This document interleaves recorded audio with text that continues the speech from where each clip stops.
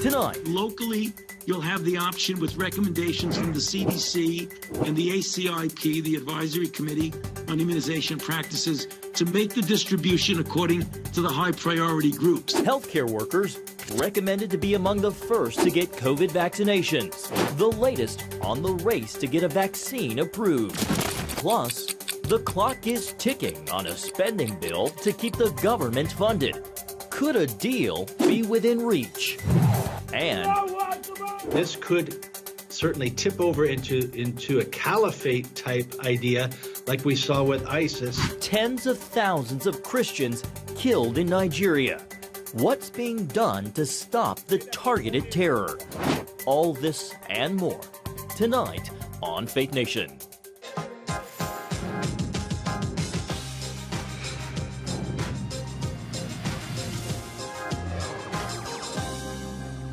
A coronavirus vaccine not weeks away, but days. Good evening and welcome to Faith Nation. I'm John Jessup. Thank you so much for joining us. Well, tonight, a big step in the battle against the coronavirus with the United Kingdom approving of a vaccine. The big question tonight, what about those of us on this side of the pond? CBN White House correspondent Ben Kennedy joins us now with tonight's top story. Ben, how much longer will Americans have to wait? Well, John, the FDA says they're moving as fast as possible, and the Pfizer vaccine you were just talking about could get the green light as early as next week, and then the Moderna vaccine would follow suit the following week. Britain got the jump as the first in the world to approve a COVID-19 fighting drug. The MHRA's recommendation has been reached following an extremely thorough and scientifically rigorous review of all the evidence of safety, of effectiveness, and of quality of the Pfizer-BioNTech vaccine.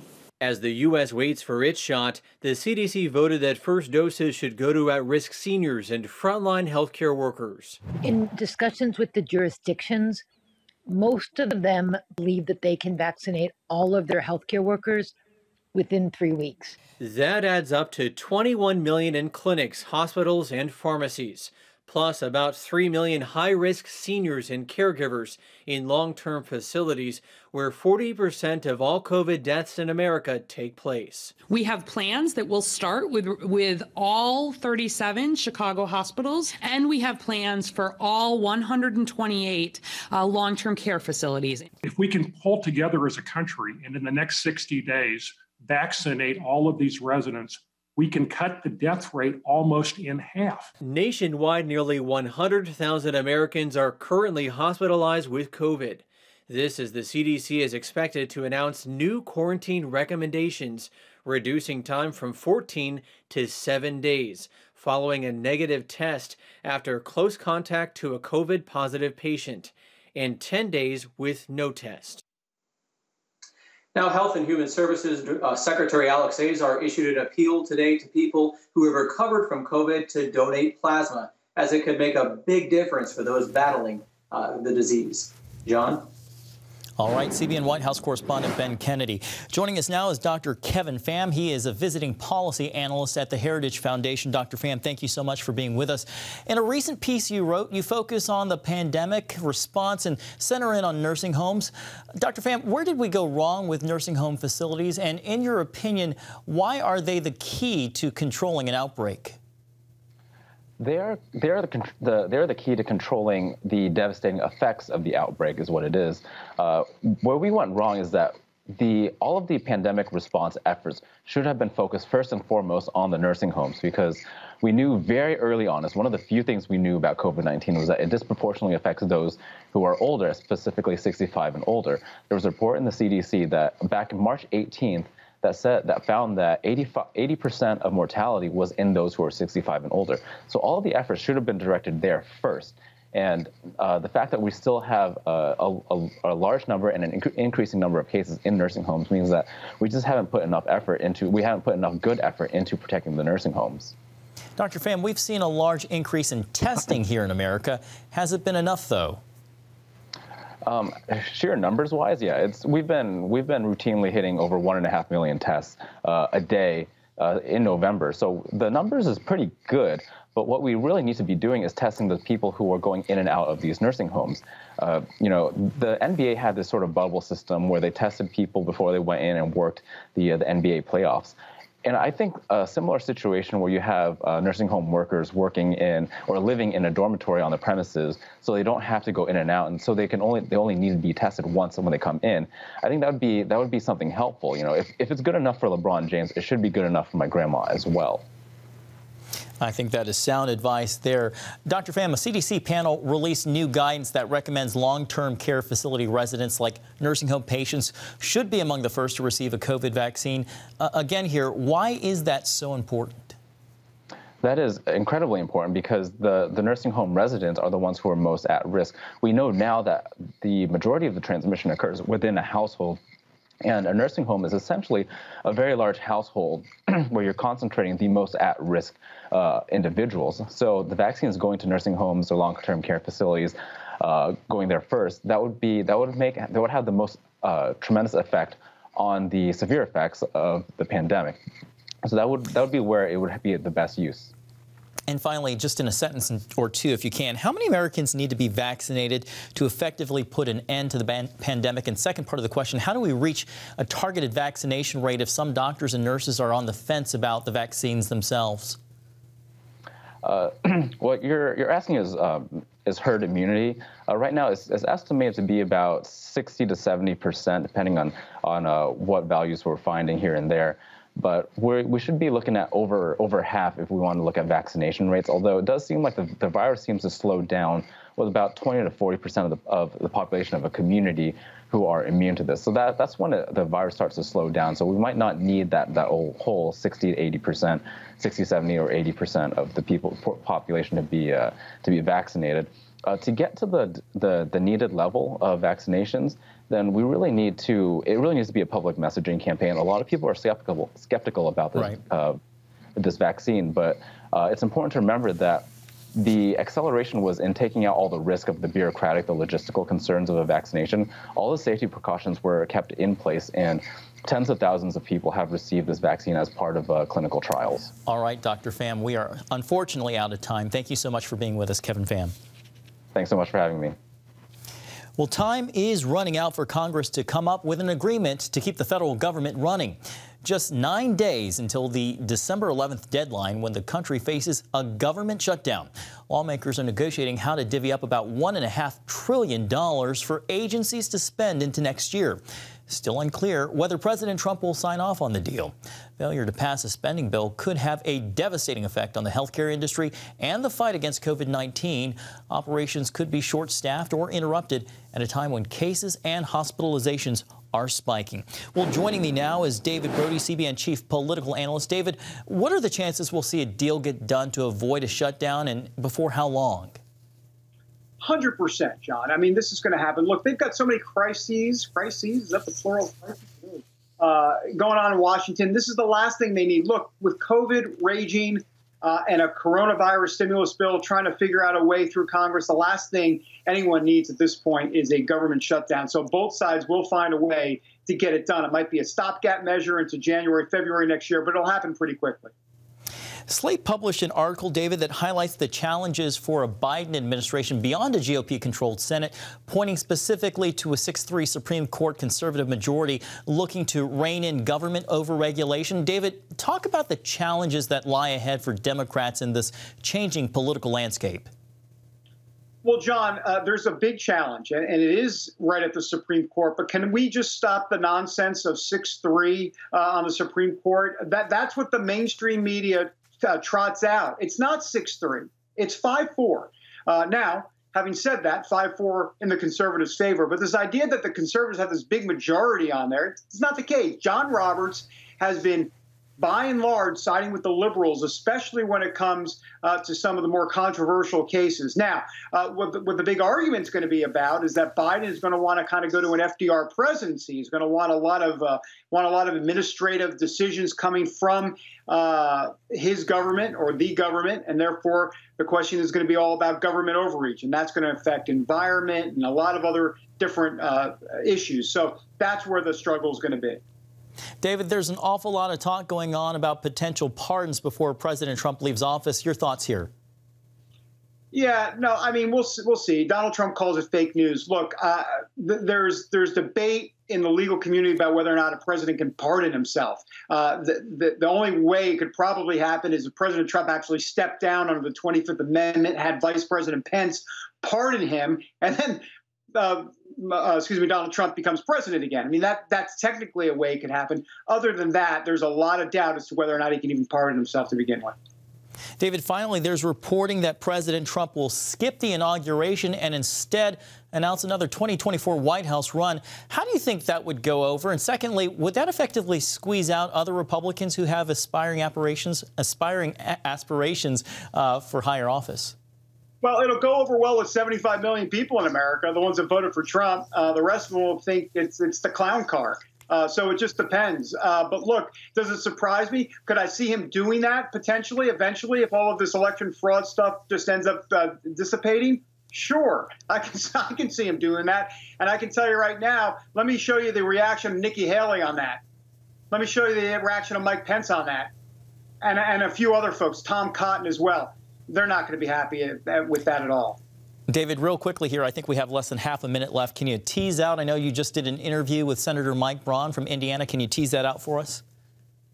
Sure. I mean, he's talking about election fraud and that he thinks that Trump should go forward with all of this. And he questions Bill Barr on a lot of what Bill Barr said about how he hasn't seen any election fraud. And Mike Braun is saying, wait a minute, we haven't seen it quite yet, but we still got 2 weeks to go before the Electoral College meets and votes. All right. So he wants more time.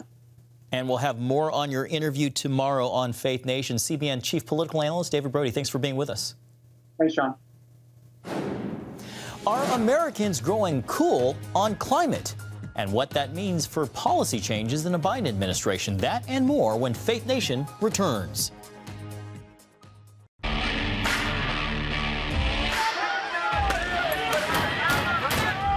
Having sex before you marry is a bad idea. Don't tell me there's no such thing as gun violence. That just depends on your definition of when life begins. Watch Dan and Dale tackle trending topics that test your faith on the next Faith Wire, Monday night at 9:30.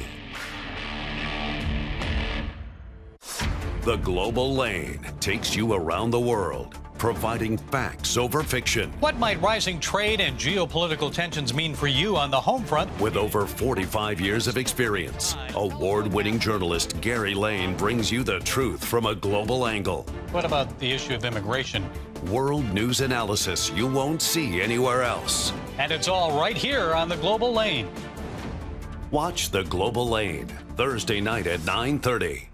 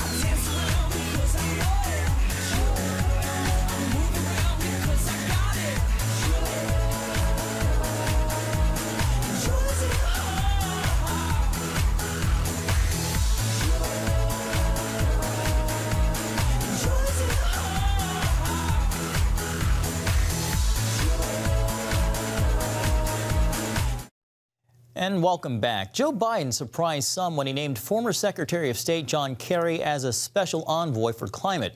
Supporters of the Green New Deal believe Biden has a mandate to make climate a #1 priority. But as CBN's Paul Strand reports, everyday Americans might not agree. Climate change activists claim voters have backed plans for radical action. On a visionary, absolutely unprecedented $2 trillion plan. But new polling indicates most Americans aren't that worried about the climate issue. James Taylor of the conservative Heartland Institute. When Joe Biden says that he has a mandate now to aggressively act on climate change, it's simply not true. Putting a dollar figure on their feelings, Americans in an Associated Press poll show how little they're willing to pay to cut carbon emissions. Just barely, a majority said they would pay $1 per month. When it came to $10 per month, not even close. 3 out of 4 said they won't do it. So what might Americans be forced to pay if an aggressive climate agenda is pursued? Joe Biden says that he will invest $2 trillion in that. That is $20,000 per household. And Taylor accuses Biden and his allies of lowballing what various analysts figure the real tab would be. $10 trillion, which is $100,000 per household. Climate activists and their allies warn Americans have to count the cost of not having something like the Green New Deal. The planet is dangerously warming, and there are no emergency rooms for planets. Fires have been burning up the west coast of the United States of America. Droughts increasingly have been leading to food and water insecurity. Hurricanes are proliferating. They argue the damage from an unchecked climate by the end of this century will be shaving anywhere from 4 to 10% off America's annual gross domestic product. In other words, trillions of dollars. But is there a chance Americans could keep a major new government project out of the equation? America has reduced its emissions more than any other nation in the world throughout this century. In fact, our emissions are now down to 1992 levels. The Biden-Harris team have also said they want to get the U.S. right back into the Paris Climate Accord. But opponents point out that'll force unbelievably large cash contributions from an America already doing so much to battle carbon emissions, while the real polluters like China and India do little. Paul Strand, CBN News, Washington. All right, thank you, Paul. Kidnappings and killings. When we come back, we investigate the horrors of Christians in Nigeria when Faith Nation returns. Want to be a part of a community that inspires your spiritual growth while winning prizes? The all-new MyCBN app. Connect with the community for prayer and encouragement. Track and set spiritual goals. Enjoy conversation starters with friends and family. And collect points to win prizes. The all-new MyCBN app. A great place to belong. Download the app at cbn.com/mobile. Grow, connect, have fun. The all-new MyCBN app. On the home front. Thanks for joining us for CBN's On the Home Front, where we highlight what the men and women of America's military do to defend our country. CBN honors the men and women in our military with an initiative called Helping the Home Front. It partners with churches across the country to meet the needs of their military families, from repairing homes to wiping out medical bills for wounded veterans. Watch On the Home Front today at 2:30.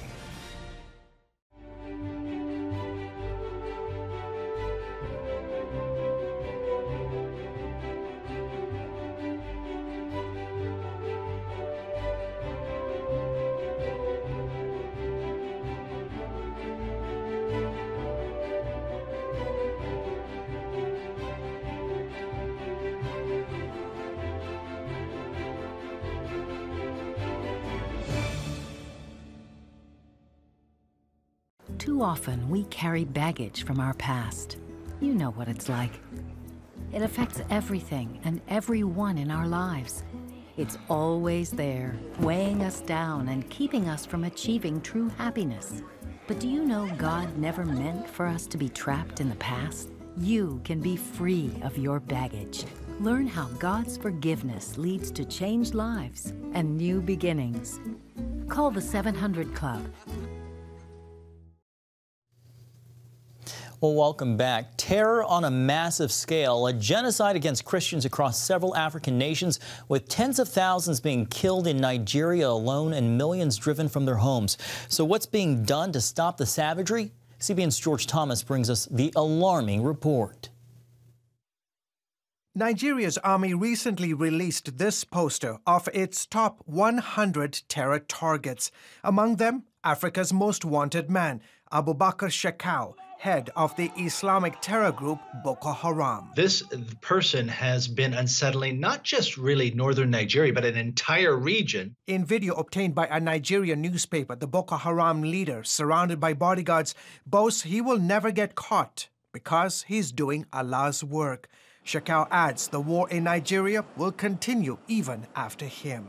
I think if he's not put under control by the Nigerian government, this could certainly tip over into a caliphate type idea like we saw with ISIS in Iraq and Syria. Shekau's brutal insurgency has killed thousands and left millions displaced from their homes. If you look at what's happened on the last 20 years, it's just massive number of attacks against Christians. 50 to 70,000 have been murdered. Shekau's mission? Turn Africa's most populous country Islamic and force Christians who make up half the population to either leave, convert to Islam, or die. Johnny Moore, a Christian, and Abraham Cooper, an Orthodox Jew, are co-authors of the new book, The Next Jihad, Stop the Christian Genocide in Africa. The terrorists in Nigeria and in the surrounding countries around Nigeria where these other insurgencies are taking place are absolutely trying to commit genocide against the Christian communities. They want to wipe them all out. Moore and Cooper traveled together to Nigeria earlier this year,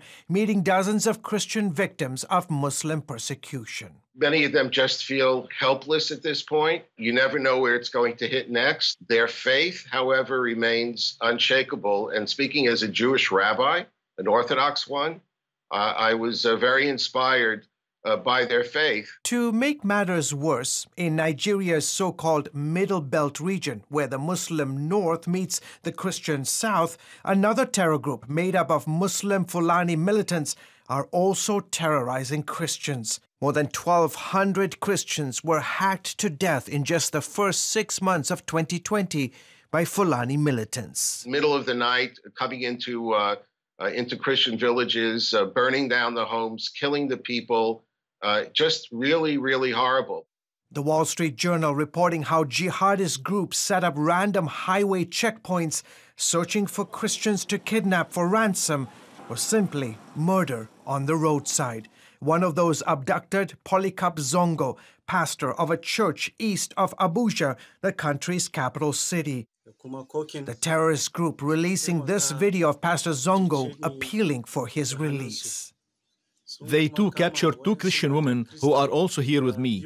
I'm appealing that you all do all that's possible to secure our release from captivity. The terror attacks on Christians spiking under Nigeria's President Muhammadu Buhari's watch. He's a Muslim from the Fulani tribe. Nigerian Christian leaders accuse President Buhari of doing little to stop the bloodletting. CBN News reached out to Nigeria's ambassador in Washington, D.C. for comment on the ongoing persecution of Christians in his country, but got no response. It's one thing when North Korea does this or when Iran does this, but this is a democracy. There has to be rule of law in this country. Nigeria's police and army are also mostly made up of Fulani Muslims. The attackers are never captured. They are not prosecuted. The security services respond very slowly.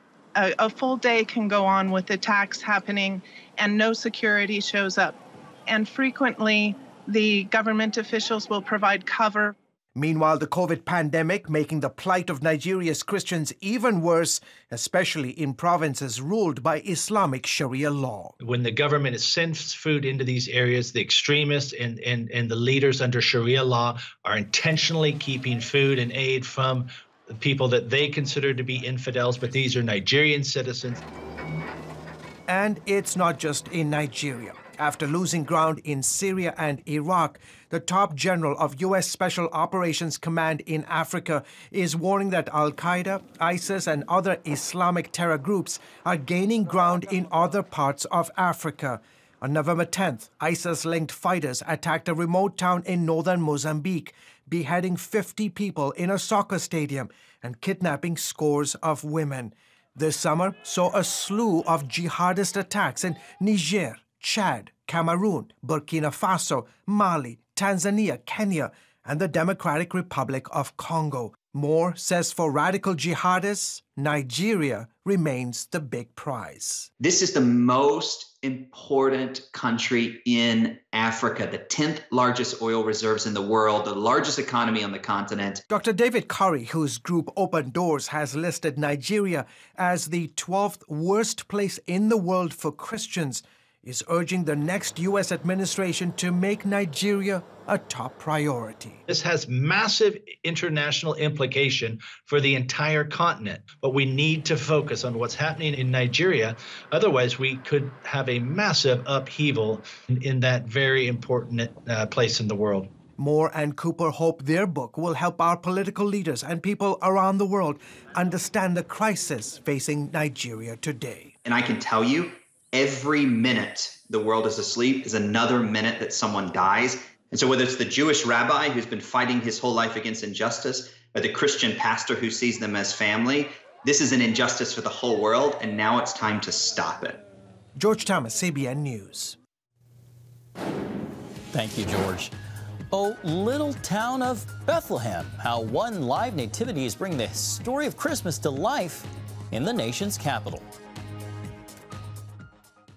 Are you suffering from feeling tired or worn out during the day? Can you not turn off your brain at night? You are not alone. Hi, I'm Dr. Michael Bruce, the Sleep Doctor, and I've partnered with the Christian Broadcasting Network, and we're going to bring you some unbelievable information that you can use tonight to get a better night's rest. Wake up to your best life.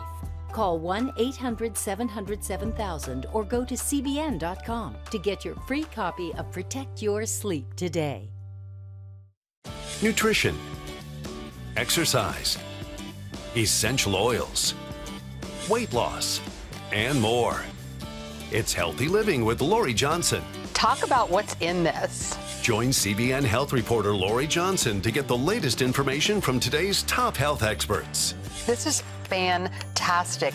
Find out what you need to know to live a healthier life.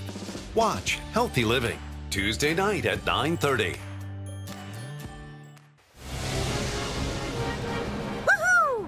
Superbook fans, here's something else you'll love. It's the new Superbook Bible app. It's packed with games, activities, and Superbook episodes that you can watch for free. Oh no! There's trivia, a fun daily devotional, and answers to your Bible questions. Plus, an easy-to-understand Bible the whole family will enjoy. You can even create your own Superbook character. Ta-da! Whoa! Millsburg Falls man, come. Sorry, pardon me. Sorry, excuse me. Ouch! Are you getting this? Earn super points to win daily prizes too, and so much more. Time to get back to my adventures. See you soon. It's the new Superbook Bible app. Free downloads on iTunes, Google Play, and Amazon. And finally tonight, a bit of Bethlehem descended right here in the Capitol Beltway, where Mary, Joseph, and the baby Jesus were on hand for a live nativity outside of the Supreme Court. Reenactors dressed up like ancient Israelites to commemorate the birth of Jesus with singing, praying, and reading the Christmas story from the Bible.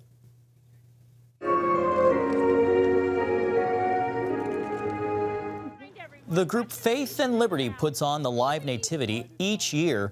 They do it right next to the Supreme Court as a reminder to Christians across the country of their legal right to celebrate scenes like these outside their local government facilities, often with just a permit. And it is making me ready for Christmas. Thank you so much for joining us for this edition of Faith Nation. We hope you join us right here again tomorrow.